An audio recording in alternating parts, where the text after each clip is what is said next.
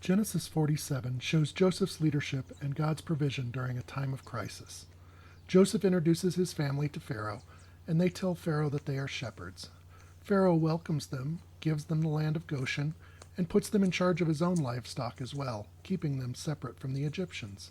We find out that Jacob is 130 years old at this point, and he gives a blessing to Pharaoh.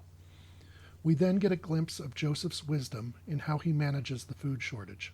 In the early years, he sells the food for money. When the people exhaust their money, he trades food for livestock. And when all of that is Pharaoh's, he exchanges food for land.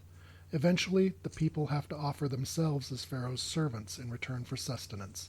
Pharaoh now owns all of the land in Egypt, but Joseph allows families to continue living and working on it in exchange for giving Pharaoh a fifth of all of their produce. The chapter closes with Jacob asking Joseph to bury him with Abraham and Isaac when the time comes, and Joseph agrees. This chapter highlights God's provision and Joseph's wise leadership in difficult times. God uses Joseph's position in Egypt to preserve not only his own family, but also the Egyptian people. It's a reminder that even in famine, whether physical or spiritual, God provides for his people through wise leadership and trust in his plan. Read Genesis 47 today. How has God provided for you during difficult times?